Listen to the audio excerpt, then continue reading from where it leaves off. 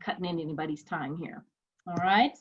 So if you would please, students, make sure you have your whiteboards. I like to see your whiteboards. I like to see you working on them. Paper and pencil, if you don't have a whiteboard, grab your paper and pencil, please. We have gone over most of the decimal things, and when I say things, I mean decimal operations, adding, subtracting, multiplying, dividing, and we're going to work more on fractions and mixed numbers, We'll do a few practice problems with fractions. We're going to practice some multiplication with fractions and multiplication with mixed numbers, because that's what today's assignment is going to be. But I have a part 2 of your assignment today, because we are going to continue working on division with fractions as well. Division with fractions, and I am going to assign some Khan Academy on dividing fractions today as well. But first, we practice, and then I'm going to give you your assignments, your in-class assignments, as well as your homework assignments. I'm going to flip on over to my handy-dandy whiteboard here. There we are. And I would like for you to multiply these first set of fractions. I'm going to start simple with, say, 2/3 times 4/7. Go. 2/3 times 4/7.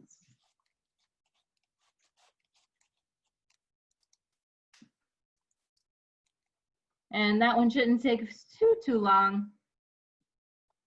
Just making sure we remember the rules for multiplying fractions. I'm getting some answers in the chat. There you go. Thank you very much. And on your whiteboards, you can flip your whiteboards to me. Ready? 1, 2, 3. Show me. Yeah, I am making sure everybody. Yes, absolutely.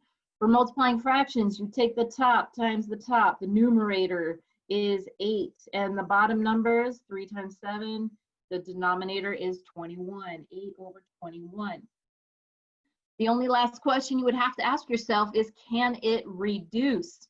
And yesterday we made sure that you knew reducing means divide. So I'm going to give you another one that will indeed reduce. Here we go. Let's go with 2/5 times 10/12. There you go. That's a big one. 2/5 times 10/12. Go.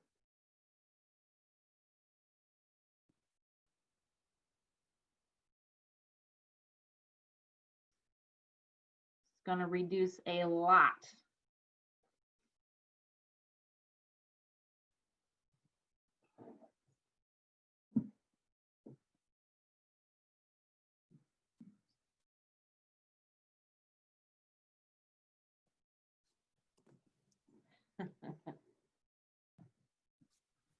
Oh, I'm getting some answers in my chat already. And if you have your answer on a whiteboard, go ahead and show me on the count of 3. 1, 2, 3, show me. Yes, or oh, hey, we got some interesting answers here. The reducing, I find the reducing is a little bit, needs a little bit of work or practice. You have 20 on the top. 2 times 10 is 20. 5 times 12 is 60. 20 over 60. The first thing you want to do is divide by 10, because when you divide by 10, that removes the zeros from both sides. So reduce by 10, and that can give you 2/6.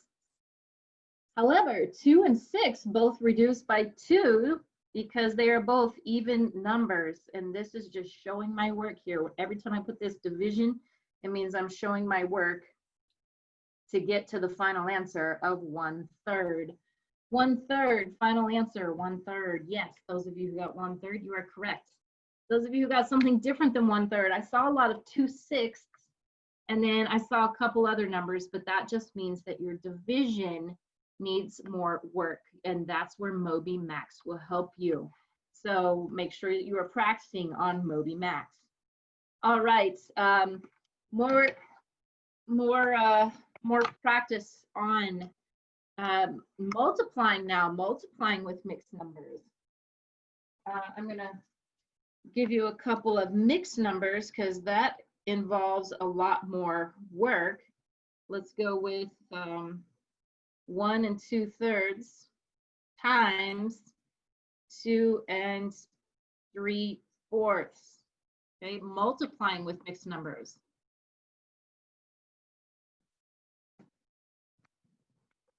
Okay, if you know how, go ahead and do it. If you don't know how, I'm going to demonstrate on the whiteboard just to review, because this is going to help you also with dividing mixed numbers. You have to use the same process. Remember this process? 3 times 1, denominator times big plus top equals 5/3. So you rewrite each mixed number into a fraction. Rewrite each mixed number into a fraction. Even if it's an improper fraction, you still have to rewrite each mixed number into an improper fraction. There you go. 4 times 2 is 8. 8 plus 3 is 11.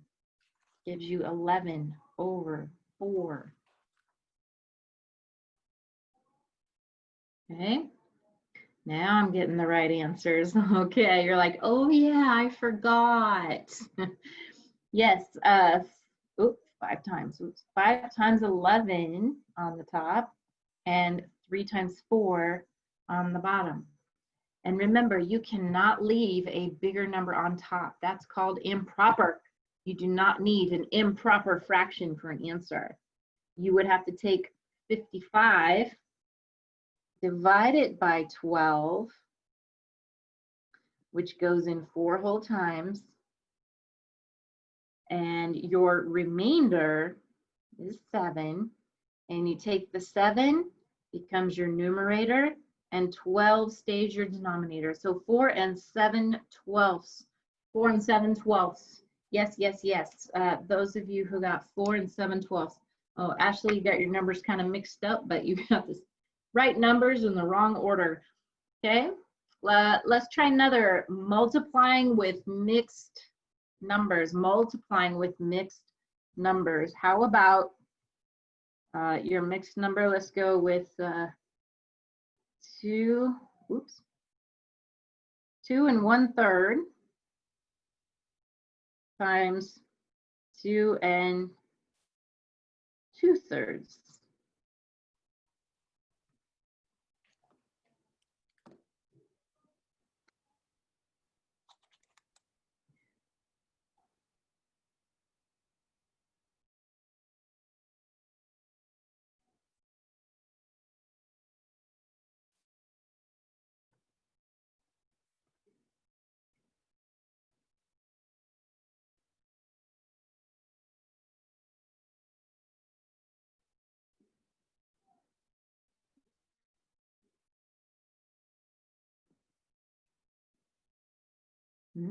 Got a couple different answers coming in here.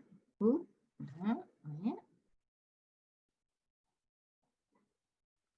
All righty, remember to take. There you go. Now we're getting the right answers in. Okay. Much better. All right. Denominator times whole number is 6. 6 plus 1 is 7. That becomes 7/3 for your first fraction. Second fraction, 3 times 2 is 6, plus 2 is 8. So you have 8/3, 7/3 times 8/3. 7 times 8 is 56. 3 times 3 is 9. All right, then you have to divide the top number divided by the bottom number. 56 divided by 9 goes in 6 whole times, leaving you with 54 and a remainder of 2. You have to use that remainder for your new numerator.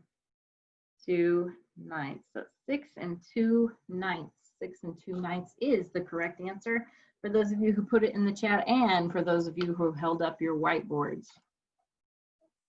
All right, let's move on just a little bit.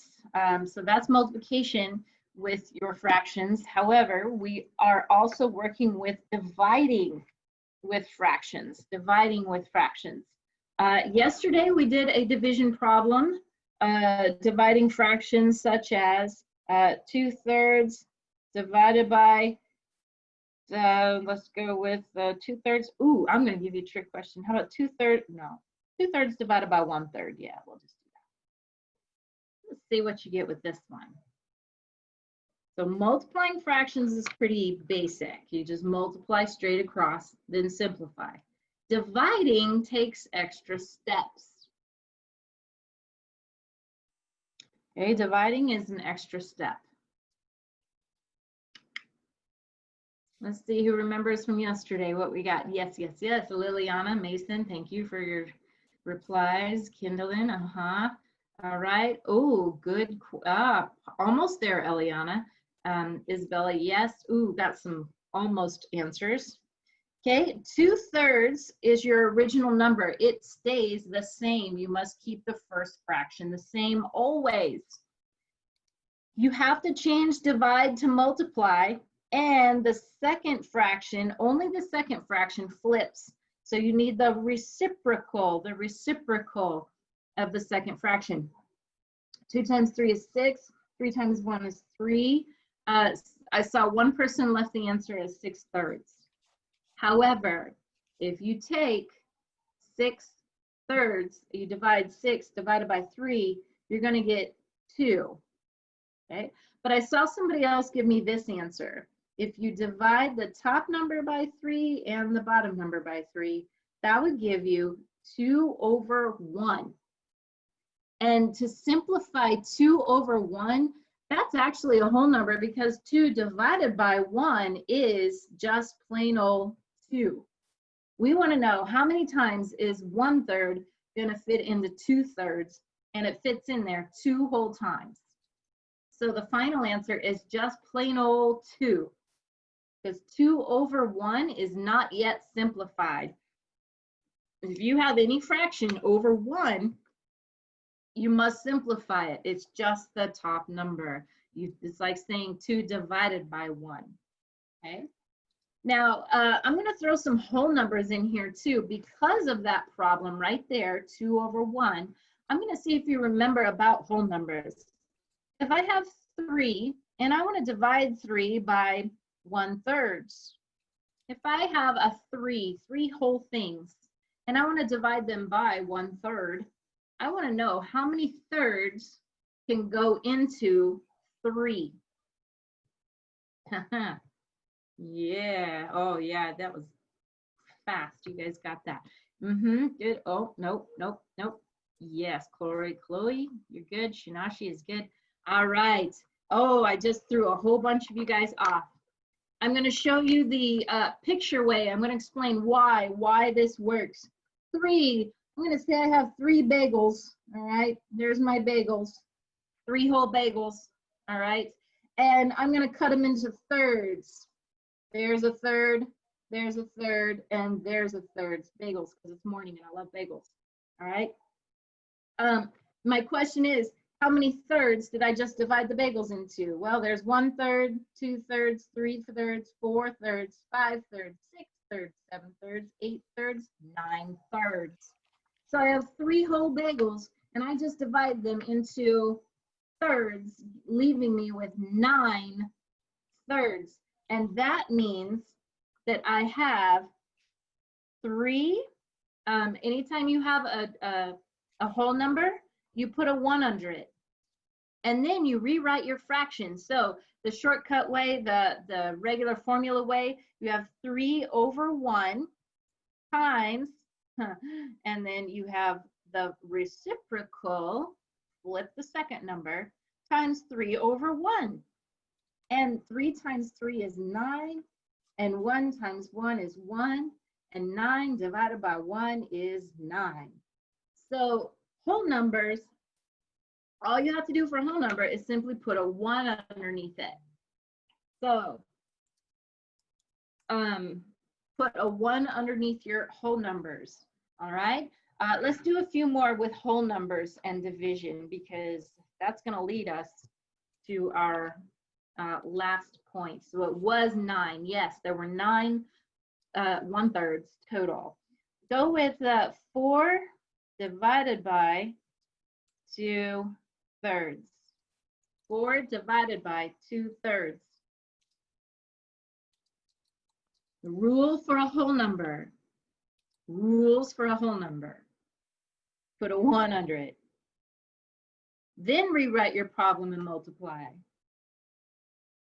Okay?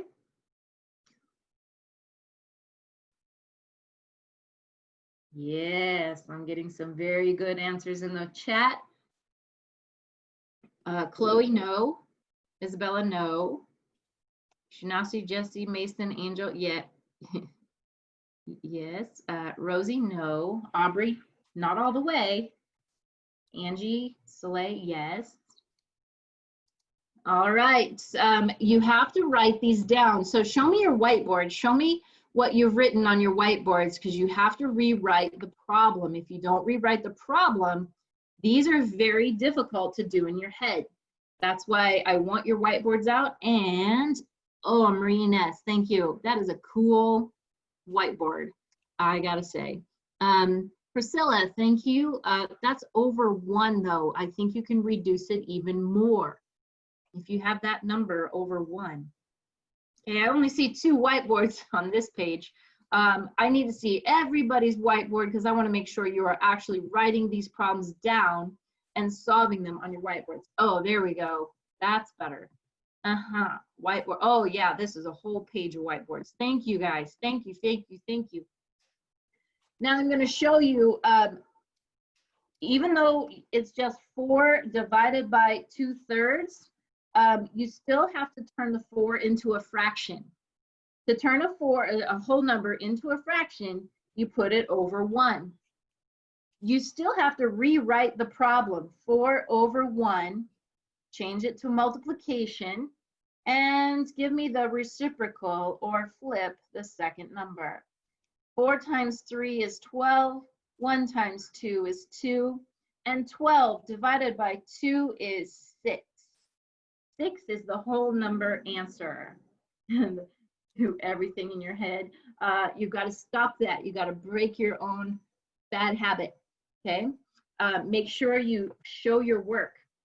I'm from Missouri. Missouri's called the show me state. You got to show me your work in order for me to believe that you've done the work. Okay, let's do a couple more because that one was a little rough. How about the number, let's go 12 divided by 3/4. 12 divided by 3/4.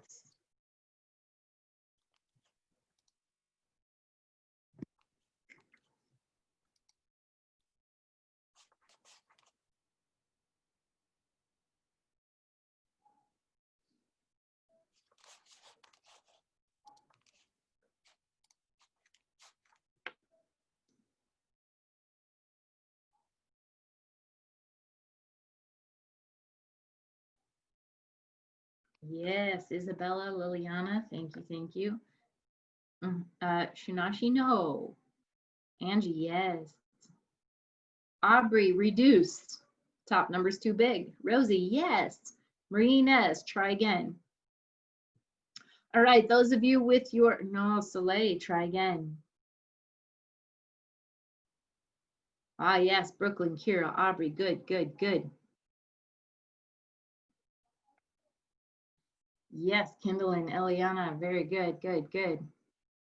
All right, show me those whiteboards. I want to see the work. I want to see the work on the whiteboards. On the count of 3, show me your whiteboards. 1, 2, 3, show me. I see the work. The work is good. Yes, I want to see the work. You must rewrite these problems. You cannot divide and flip and multiply and do all these things in your head. It's too much to keep track of, and it's too much for your brain to hold. All right. Yes, those of you who got it right, congratulations. You can clear your whiteboard. We're going to do another problem. Those of you who still struggled with this one, 12, you have to put it over 1. Keep 12 over 1 because it's your first fraction. The first fraction always stays the same. The division becomes multiplication. The second fraction flips. Second fraction flips. So instead of 3/4, we have 4/3. Okay, and then you solve the problem. 12 times 4 is 48. 1 times 3 is 3. And 48 divided by 3 does equal 16.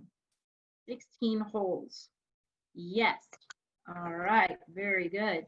Let's do another because we're getting the hang of it now and I don't want you to lose your momentum. Let's do 5 divided by 2/3. 5 divided by 2/3.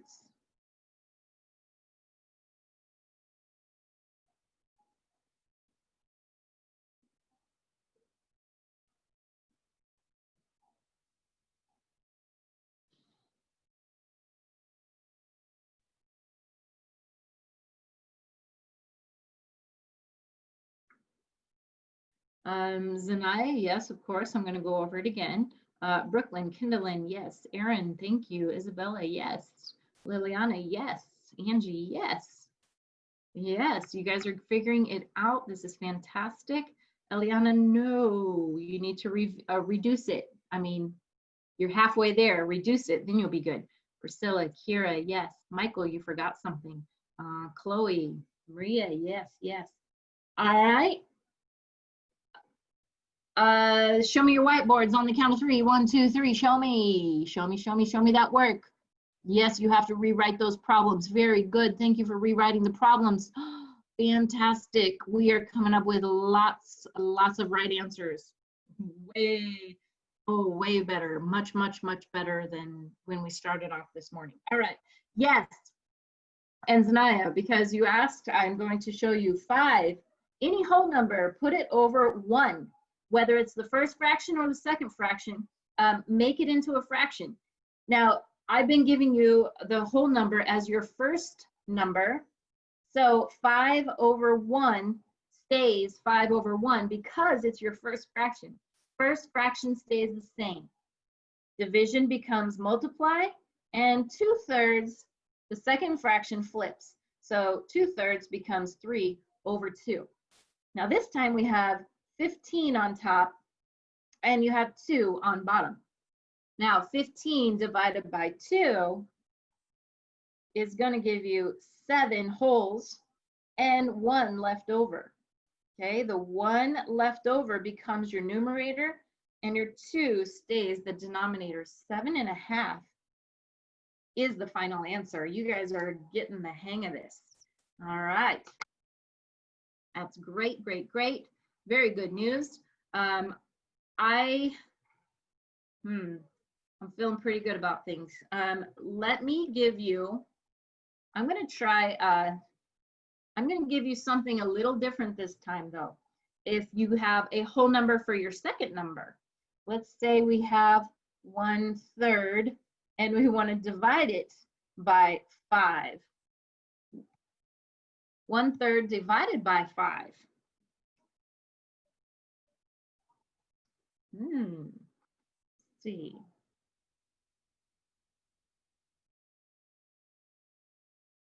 1/3 divided by 5. Isabella, no. Kira, Liliana, yes. Kendallin, yes. Jesse, no. Michael, no. Rosie, no. Alyssa, yes. Mason, no. Christopher, yes. All right, before I even ask you anymore, because I got half of you got it right, half of you got it wrong, I'm going to go over the answer before I give you another one. All right, the first fraction looks good to me. The first fraction stays the same, 1/3.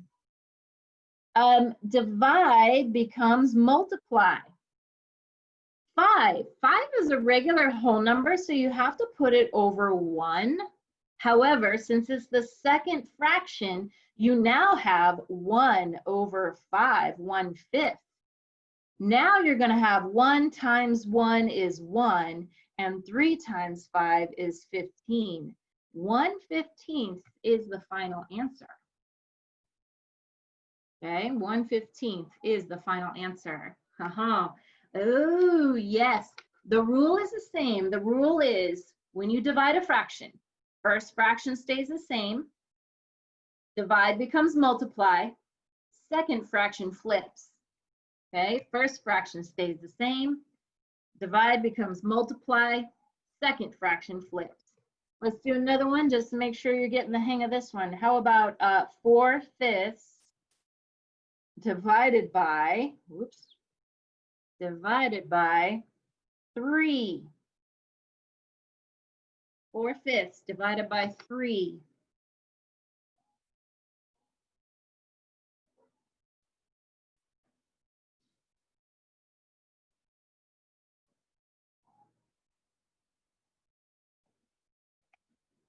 Yes. Yes, yes, yes. Rosie, Aaron, Alexa, Zanaya, Marie Inez. Oh, Mason, check your answer. Jesse, good. Brooklyn, good. Mason, Raya, okay, there we go. Yes, you got it.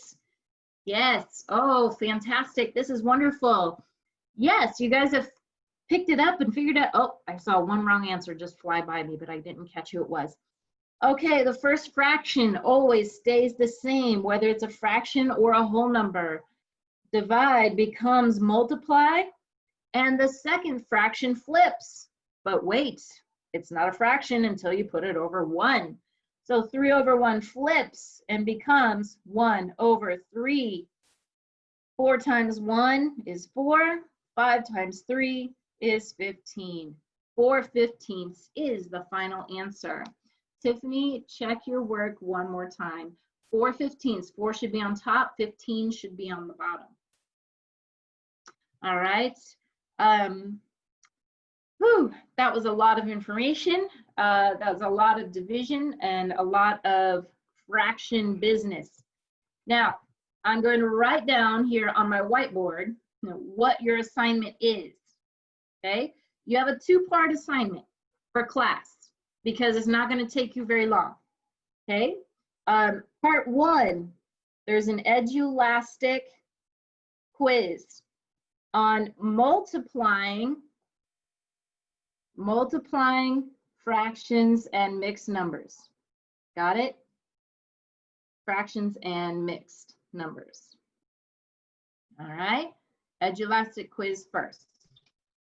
Then part 2, because I do want you to practice these division, it's going to be con, and there are 2 dividing decimals, and I know I'm probably going to suffer the wrath for this one, but I'm going to do it anyways. Dividing decimals, or fractions, sorry. Okay, there's going to be a dividing fractions quiz on con. But con I like because you can practice it multiple times before you actually test on it tomorrow. Okay, so right now you have a 2-part assignment. The Edulastic quiz, which gives us a grade, a solid grade on stuff that you've been learning. And con, because you are learning how to divide fractions, and con is good practice for dividing fractions.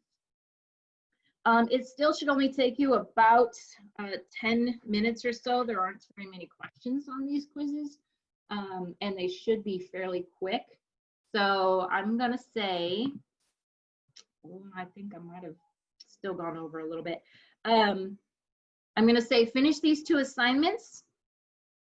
Finish these 2. It's not locked, you gotta refresh it. I'm sure of it. I don't know what is up with Edulastic. I thought I had it all unlocked. Let me look. Assignments, multiply fractions and mixed numbers. Did I screw it up? Fractions, open. Make sure. How do I?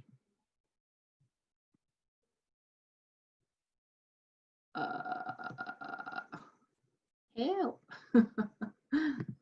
A new update is available. Refresh. Let's see if that happens. Edulastic. Dividing fractions. I'm going to plop that dividing fractions in. There's only a few questions assigned to everybody.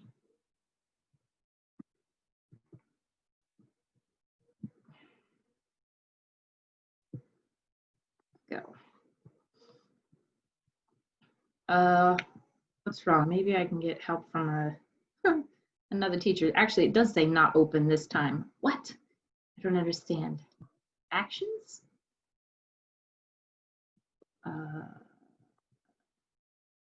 All right, let's flip that around then. Do the con dividing fractions first, and then you could do the inelastic quiz while I figure out why it's not open.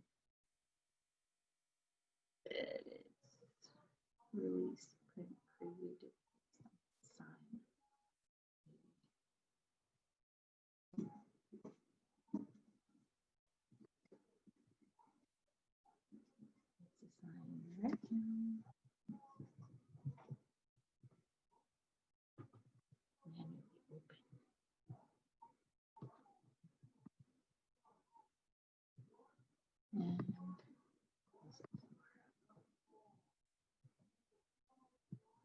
So, all right, everyone, let's go ahead and go to joinpd.com.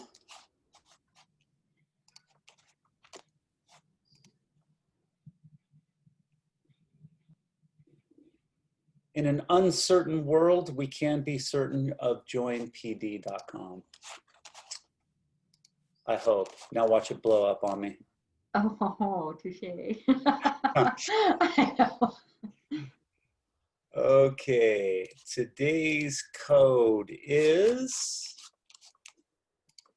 go ahead and share the screen here. Okay, today's code is NJC. NJC, oh yeah, I should probably start the video. NJC JXP. New jacks calmly jump xeric pairs. Okay. So today we're going to be talking about something that bedevils emerging writers all the time, which is, okay, I have my topic, I have my reasons that I want to discuss, but essentially, are those reasons any good? You know, it's something that even experienced writers deal with, but we're going to talk about some things that we can do, sort of some strategies, some questions that we can use to run our reasons sort of through a quality check. So are the reasons that we're using in our writing, are they good? And if so, why?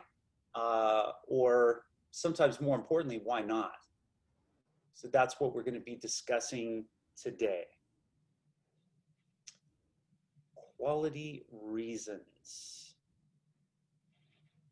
So we've discussed the basic structure of an essay. We know that an introductory paragraph has both, or should have, both a hook, which is a way of grabbing a reader's attention, and a thesis statement, which is just a sentence, sometimes two, that informs the reader about what the essay is actually about.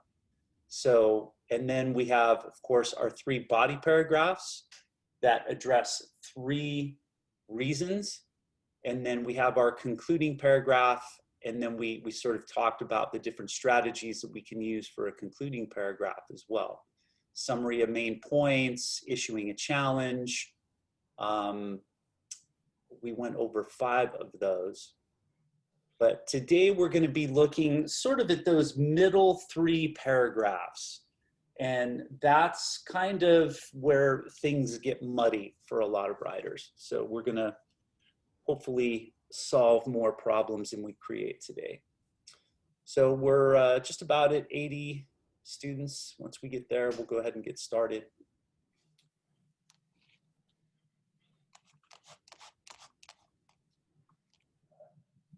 All right. Examining quality reasons today. All right, so over the next few weeks, we're going to be focusing on expository writing, which is nonfiction writing, and we've been doing that We do a lot of narrative writing, or we've sort of been engaged in a little bit of that, in particular, exploring dialogue. But we've been reading a lot of nonfiction, and we've been doing a lot of nonfiction writing and reading as well. So when it comes to our writing, in those middle 3 paragraphs of a 5-paragraph essay, coming up with quality reasons is a big one. And we want to make sure that when we are putting those together, they are good reasons and they make sense. So the obvious question is, what is a quality reason? When we say that term, what does that mean? Okay, a quality reason has 2 characteristics, basically.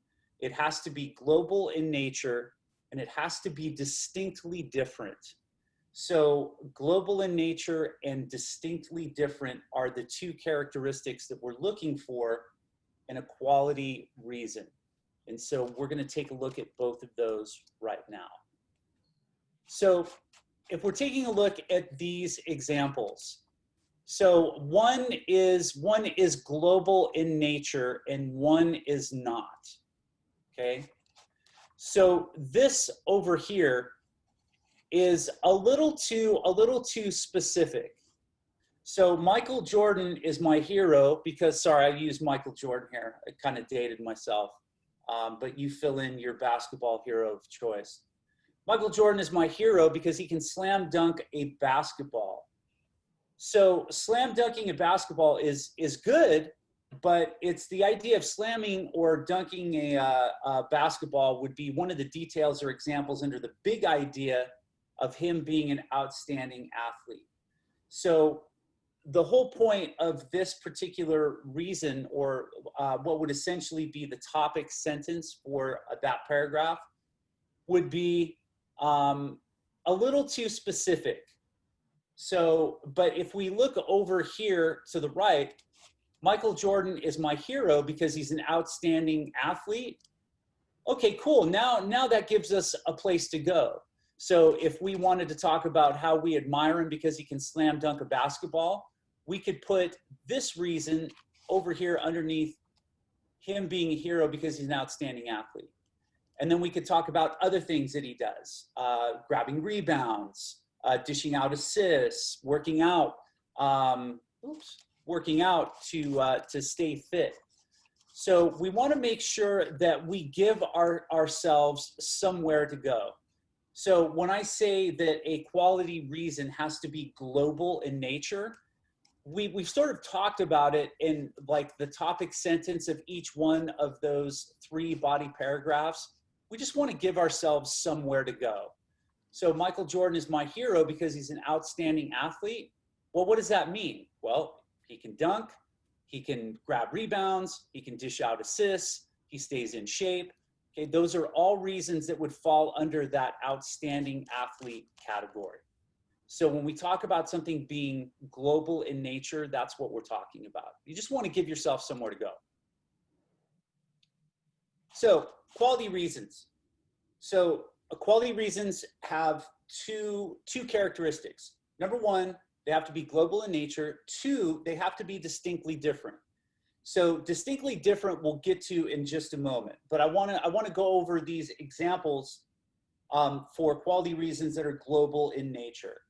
So you'll see here some of the poor examples, and we went over one of them just now. So Michael Jordan can slam dunk a basketball. Okay, yes, that is absolutely true, but that is more of a detail. Now, Michael Jordan is athletic. Can him dunking a basketball be under that? Absolutely, and so it gives us a place to go. Mother Teresa gives money to the poor.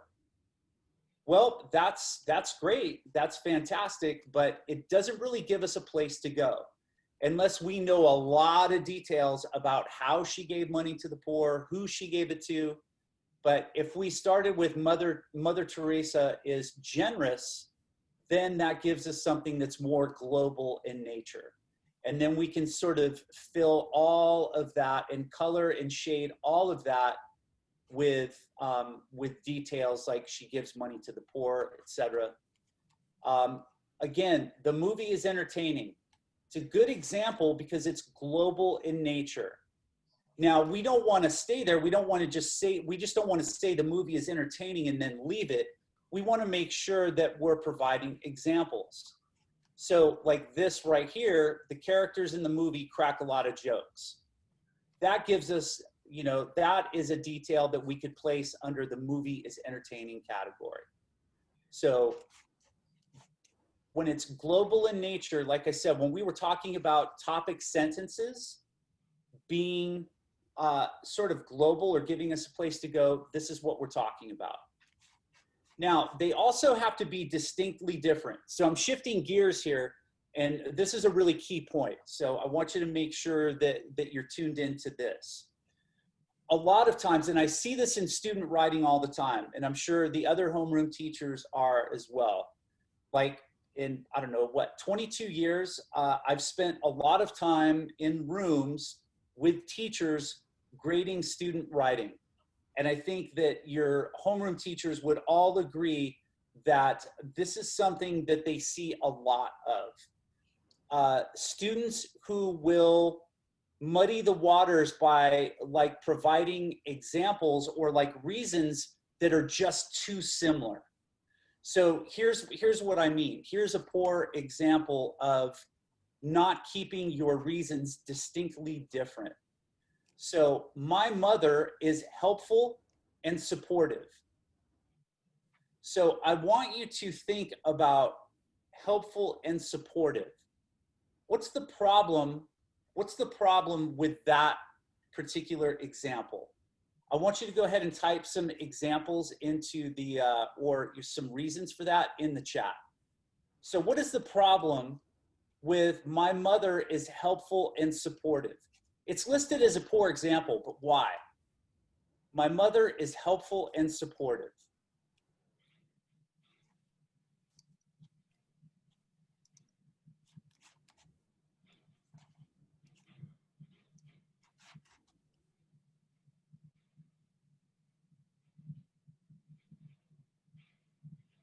My mother is helpful and supportive. What's wrong? It's listed as a poor example. Why would that be considered a poor example?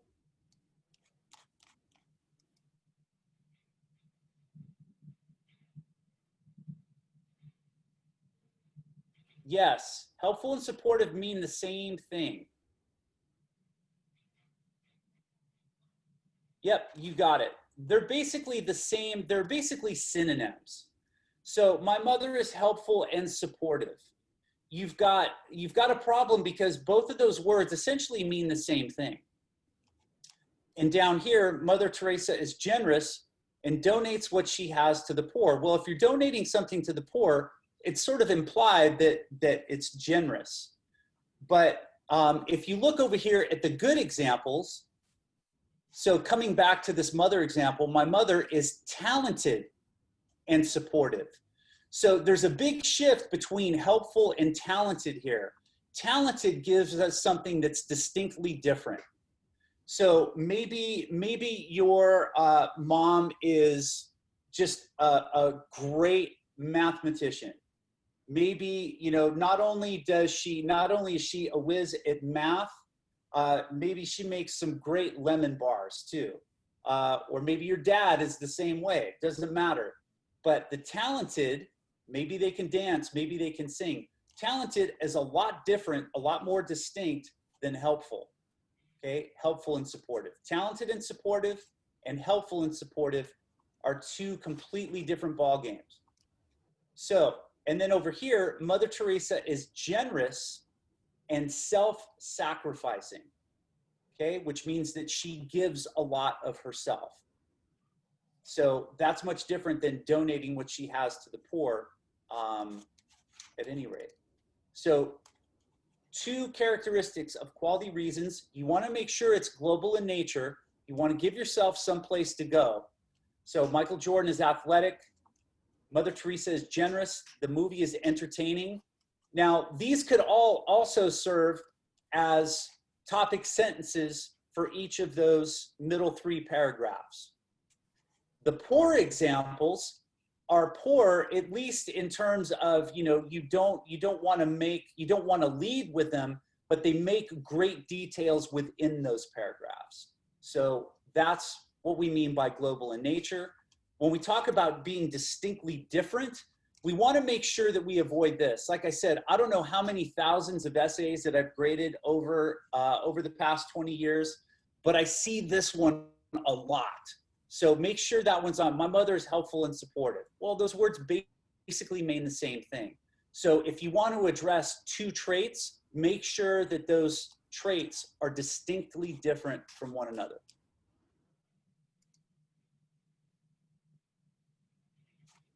Okay, so now it's your turn. So what I have over here in the purple are essentially three details, but I need you to give me a global reason or a topic sentence. So I've got these 3 reasons here, and you need to come up with essentially a topic sentence. What's the global reason? So you've noticed that I'm using the term global reason. You can almost use that interchangeably with topic sentence. So you can read medicine bottles so that you will not take an overdose.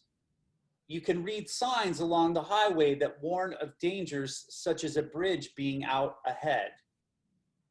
And then when reading a book about travel to a foreign country, you can plan to go to areas that do not have a lot of crime.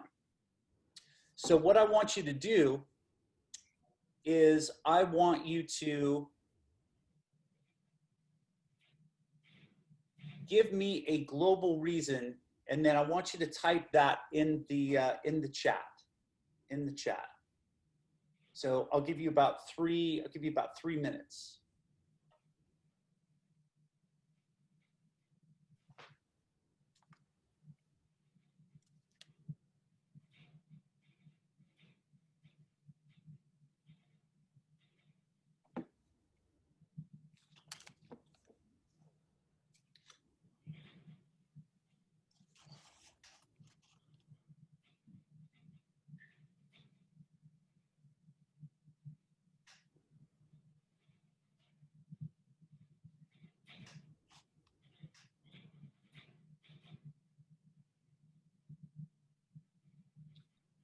You can read medicine bottles so that you will not take an overdose. You can read signs along the highway that warns of dangers, such as a bridge being out ahead. And when reading a book about travel to a foreign country, you can plan to go to areas that do not have a lot of crime.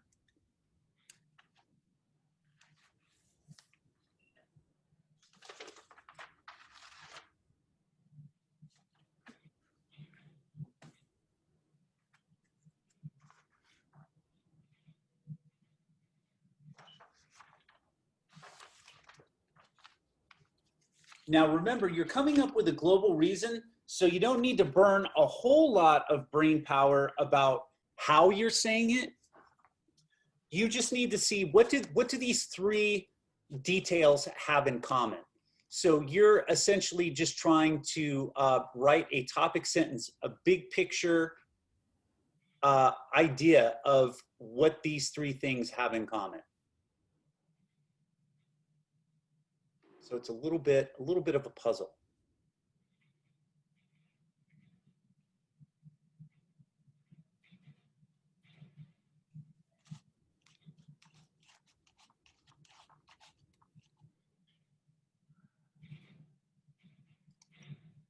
Okay, I'm gonna stop sharing for just a moment. Don't be alarmed.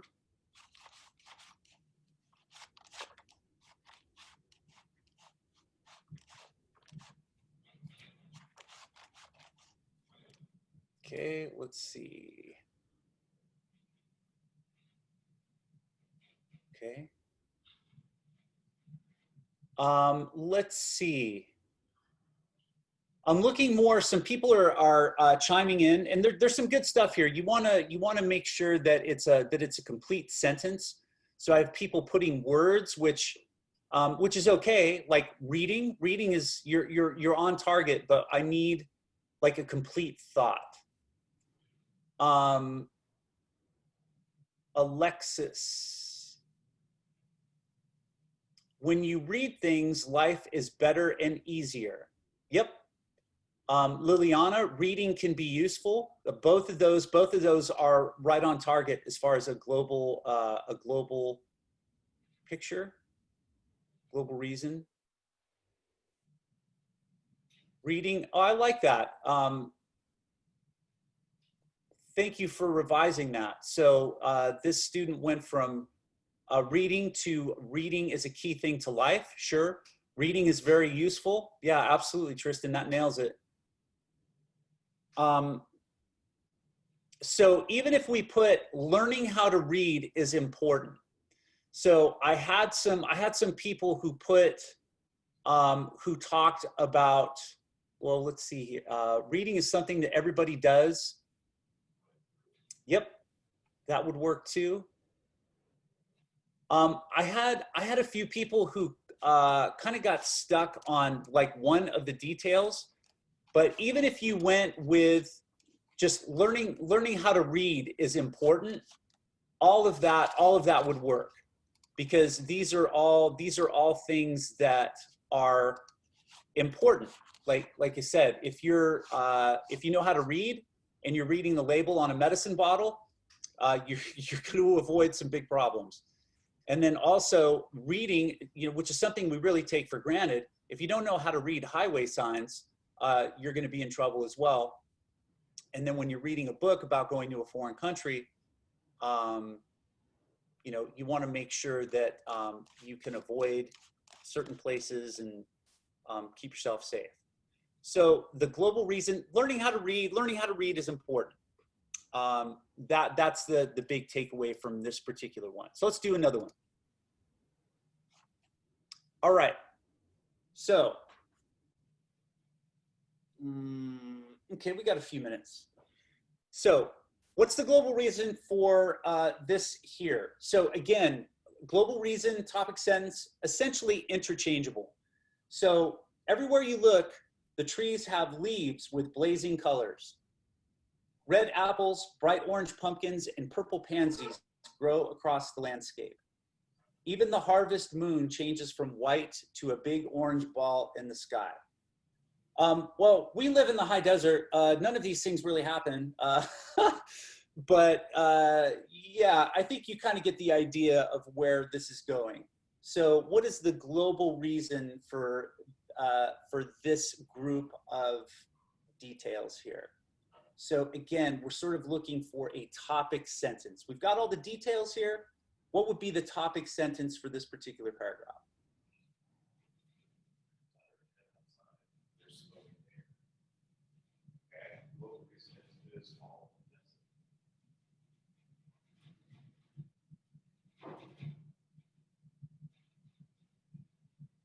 It's the time of year when the Joshua trees are a little bit browner.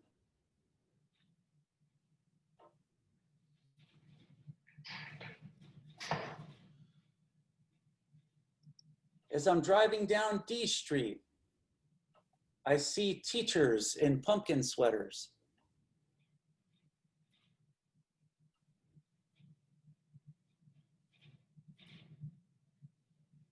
You're not a real elementary school teacher until you have some wooden jewelry, by the way.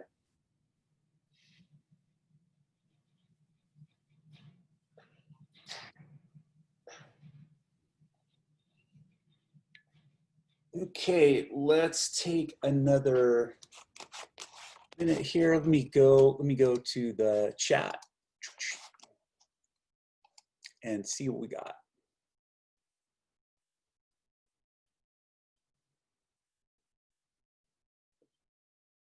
Oh, Drake, nicely done, man. With everything changing, it tells me that it's fall yet again. Perfect. Fall is a beautiful season to see. Beautiful, Kaya. Raya, fall just started and the world is transforming into a variety of colors. Beautiful, beautiful, beautiful. Everywhere you see, everywhere you go, the season is changing everywhere you go. Good, very poetic. Nicely done. The beautiful landscape changes as autumn comes and makes all nature look different. Beautifully written. Beautifully written. Okay. We could say a lot of those work with all the changing in the leaves and landscape changes. I know that fall has arrived. Yes. Fall is a new stage of life on Earth. Wow, you guys are killing it. Good, good, good. Yeah, all of those work, or fall is my favorite season. That could work just as well, but obviously the key word here is fall. So it's, you know, these are all the reasons I love fall or the change of, but those were some beautiful, beautiful sentences. Kaya and Raya, and we had some other people chiming in there too. So good stuff, guys. That's fantastic. Okay, now we've got a multiple choice one here below. So what is the global reason for selecting this teacher as Teacher of the Year? So if you click on the bottom, you will see a host of different reasons. I want you to choose the one that you feel is the most global. So if you had of the four choices that you have there, which of those would you choose essentially as a topic sentence? So go ahead and take just a moment to do that. I'll give you about another 60 seconds and then we'll check and see. So what is the global reason for selecting this teacher as Teacher of the Year? So you have four choices. And if you had to choose the most global reason or what you would use as topics, which one would you pick?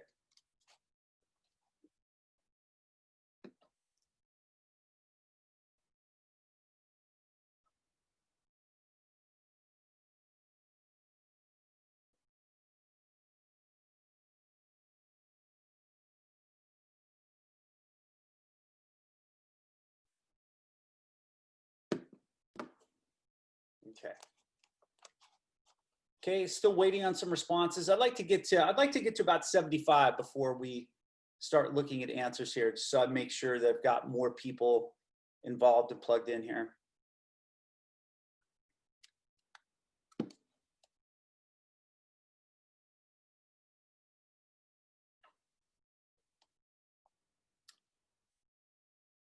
So we're talking about a Teacher of the Year. So when you click on that box on the bottom, choose an option, you're given four choices.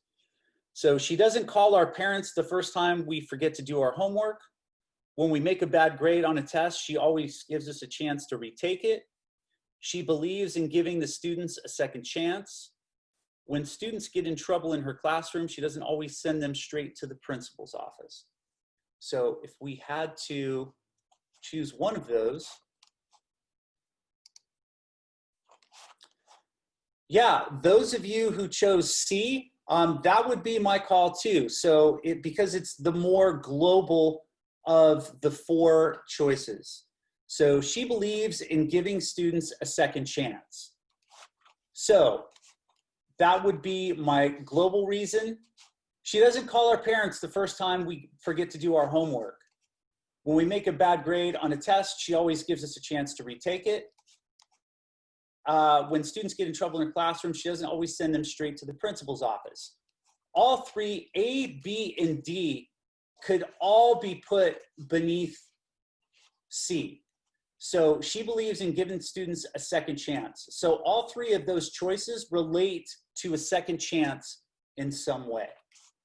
So that's what we mean by quality reasons being global in nature, and we want to make sure that they're distinctly different. Okay, so this right here is I put together a a graphic organizer. This is sort of a version of it. The one I put together is much cleaner looking than this. But in the future, when we have some writing assignments coming up, this is a tool that you're going to use to evaluate those middle 3 paragraphs of your essay. So what is the reason? And you'll just need to check, okay, is it global in nature? Is it unique? Is it different? And so that way, before you start writing, you'll know you're not going to write yourself in a corner. Like, yep, it's global. Yep, it's unique. It's different. I'm not repeating myself. So this is something that we'll come back to, but it's a tool that you'll be using, especially for those middle 3 paragraphs of an essay. So that brings us to the end. So pretend your friend was absent from class today. Write what you would say if you had to explain the lesson to your friend. So I'm going to give you about 4 minutes to do this. And then that will take us up till break. Immune is a word that we use specifically in the context, most often in the context of disease. Okay, let's do another one. This time, I want you to look at the word symptom, and I'm going to ask for the definition. The definition, write it down. Definition.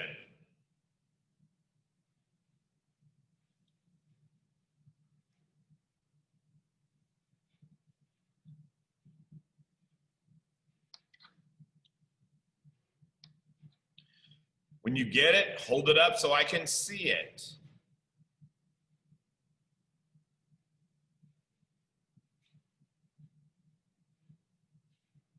Okay, about another 15 seconds.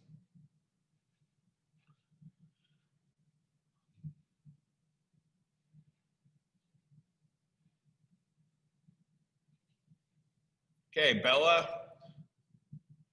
Something that might lead you to get a cold. Okay? That's not quite right. You're right in the sense of it has to do with disease, but it's not how you get a cold.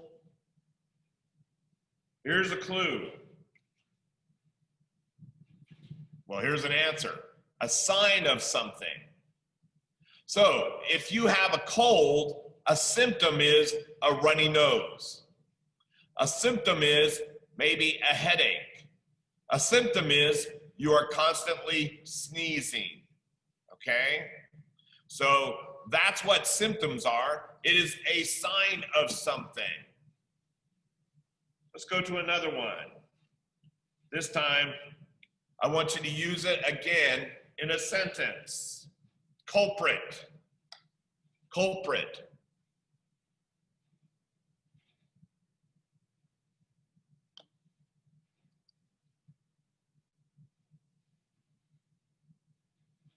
I'm going to call on somebody this time with the initials CM. Better have an answer.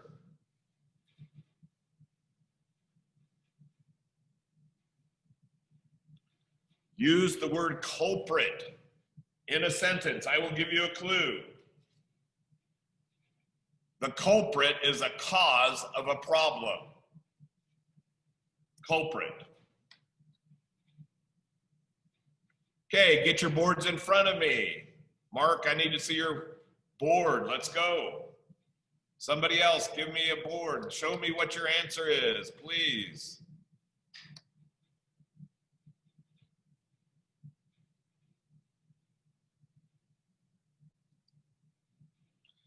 We found the culprit of the cheese. I think that's what it says. Okay.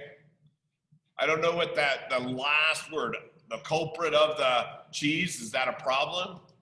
You see, it has to be linked to a problem. Sherlock Holmes had a case and his goal was to find the culprit. That's a good sentence, Nathan. Okay. Raya, yours is backwards. Sorry, I can't read it. Last time I tried to read something backwards, I said something embarrassing, so I'm not doing it again. The dog was the culprit for the broken glass. I like that. The frog seller is a culprit. You're right. You're right. In our last article, I was the culprit of the crime. Good. We're seeing some good stuff. Get it close. Colin Mayo, I want to see yours. Okay, Colin. Oh, you know what? Yours is so light I can't read it, but I know that you did it. This person is a culprit for this. That's Rosalind. Next time, use a darker pen, okay? Okay. Last word we're going to do. Distributed. What I want you to do is give me the definition. Give me the definition. Okay? Give me the definition.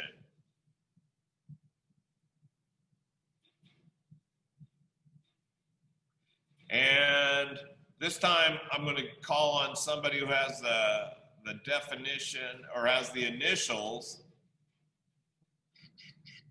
I'm looking for somebody that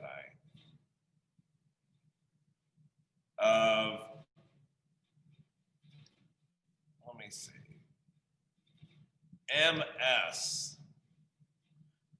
Oh, I see a good one. I like it. Given out and shared. In fact, the definition is spread across or given out, shared. I like that too. Those are all good answers. Okay? To be spread or placed over or across an area. Wonderful, Alyssa. Moving something from place to place. That's good too. I like that. Rosalind? Okay. Distributed, spread across. You get it. You've got it. That's all you need to do. If you have that, spread across, you have the definition. Okay. It's simple and it's easy, and there's no reason for you not to have those words done on your slideshow right now. Those four. We also have one other word right now, which is clarify. You need to know what that means. That means to make clear or to increase understanding. Good job. Right now, what we're going to do is we're going to look at this book. We're going to be referring to this book, What Made Me Sick, and two of the chapters that are in that book. Okay? Now, I'm going to share something else with you.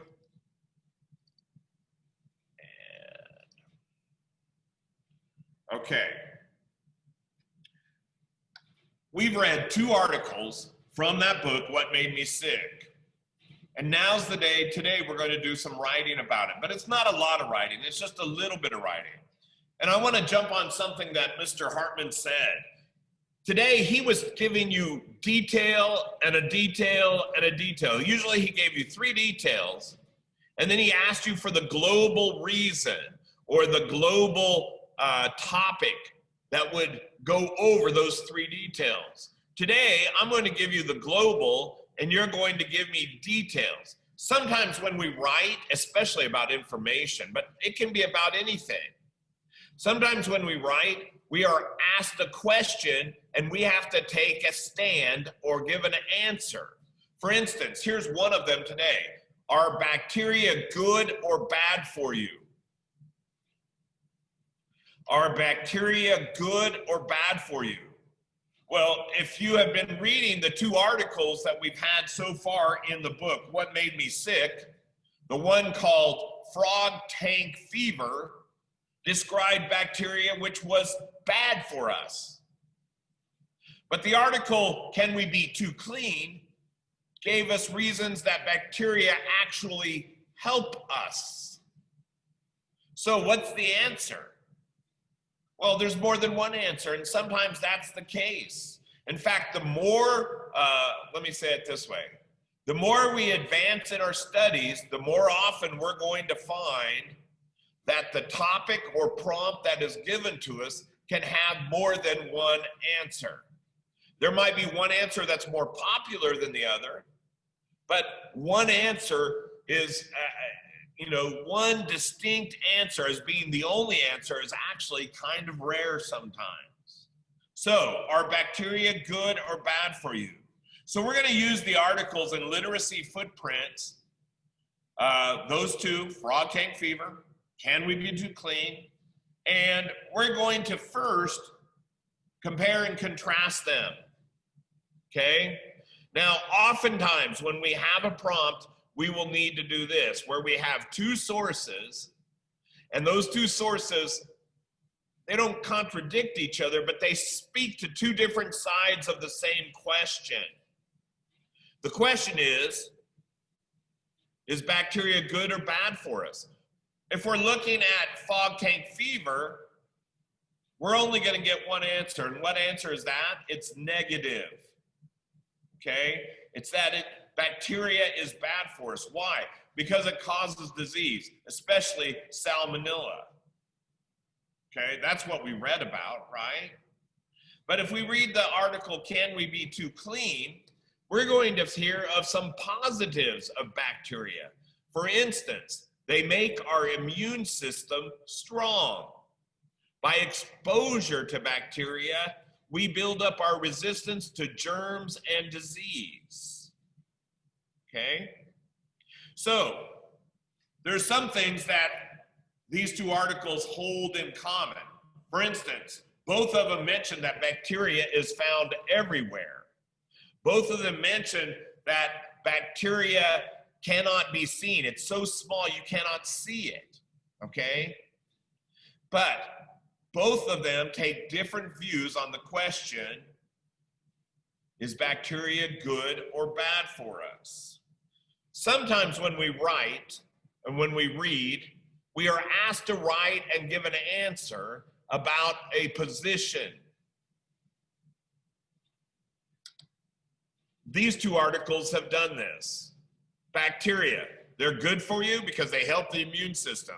Examples, being around animals. If you're around animals, you usually build up a resistance to their dander or the hair that comes off of them, okay?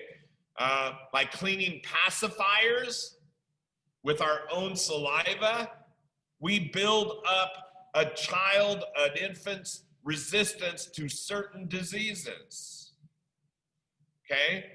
But it's also bad for you. Where did we read these things? Right here in that article, right? Can we be too clean?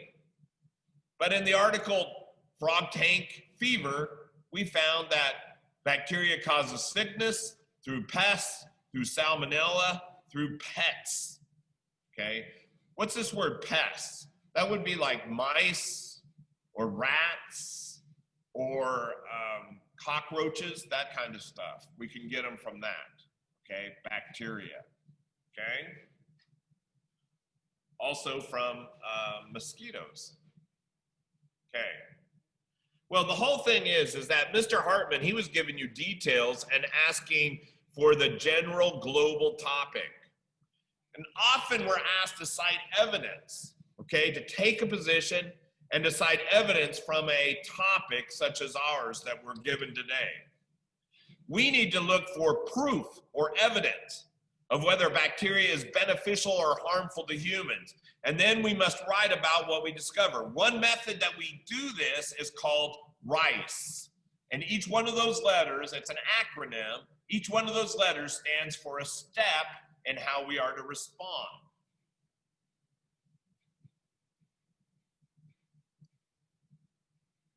Okay? RICE stands for this. These are the 4 steps. We restate a position, we introduce the article or the source, we cite the quote or the evidence, and then we explain its importance, okay? Now, this looks like it could be 4 sentences. It can be, but you can combine it, the middle 2 steps, introduce the article and cite the quote, into 1 sentence. And I've shown you how we did it over here on the right. Here is a response to the question, the prompt we've already had. Bacteria is often very harmful to human beings. In the article, Frog Tank Fever by Tara Hale, we read that bacteria caused 241 people in 42 states to become sick. This sickness was very serious and caused many children to be at risk. How many sentences is that? To respond to the prompt and to do so with evidence only took 3 sentences. First, I restated a position. Bacteria is often very harmful to human beings. Now that's my position. It's a position I chose. I could have chosen bacteria is often very helpful to human beings. But then I'd have to pick other evidence, wouldn't I? So the first thing you do is you restate your position. Excuse me. Okay, the second thing is you introduce the article. And that is in the first part of the second sentence, right here.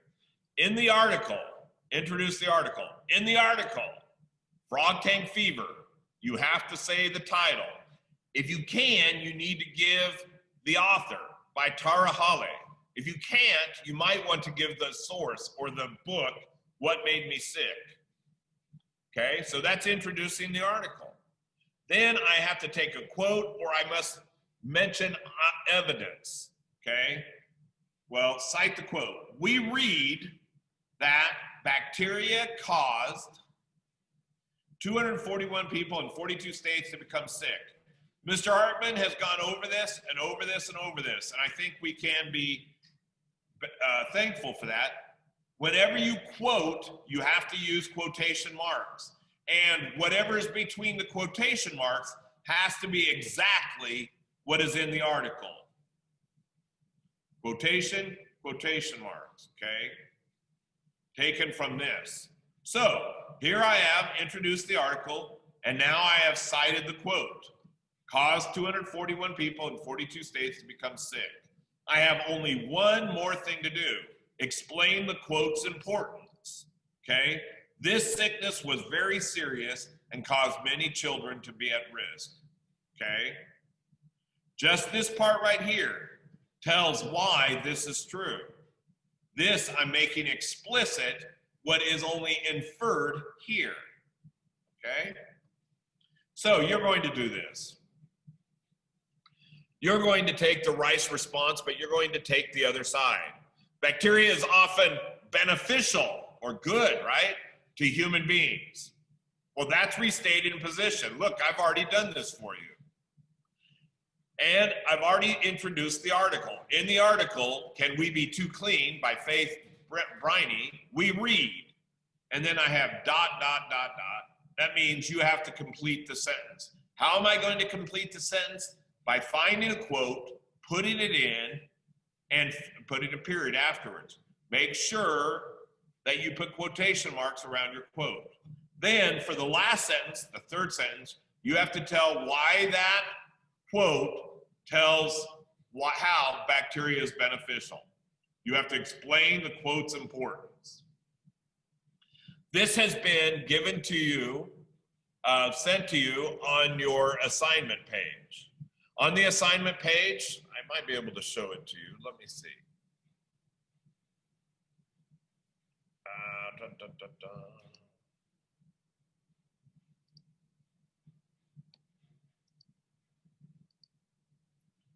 If you go down to week of 9/28/10/2, and I think it's about the third one. It's the fourth one on this. You'll click on it. And you will see the assignment. Finish the Rice response by adding 2 sentences to the slide. That's on this right here. The first will be citing a quote from the article, Can We Be Too Clean? The second will be explaining of the quote and why it's important, okay? So you can go right here. All this is the slideshow we just looked at, okay? But here is what you're going to fill out and give to us. Click on it.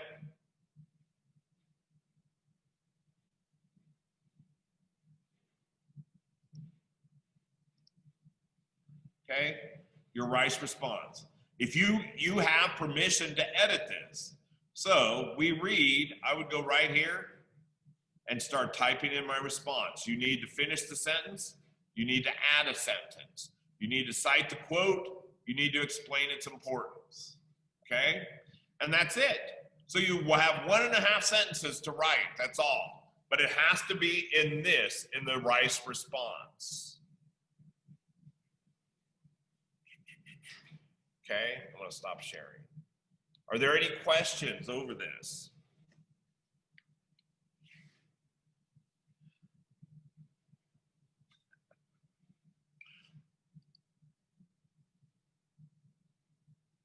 Okay. Now you also have, because you're going to need it, in literacy footprints, you have given to you in your assigned books, you have this book called What Made Me Sick, and in that we have the article, Can We Be Too Clean? That's the article you want to use. Okay? This shouldn't take you more than 10 or 15 minutes. I don't see any quotes. Ah, Malachi, I just answered that. Yes, you have literacy footprints. You have the book available to you through that. It's assigned to you. It might even be on your bookshelf. I'm not sure. Okay. Yes, and you can do it now. I would suggest that you get started and do it now. Okay. Make sure you have your vocabulary slides done through 5. We have 5 words.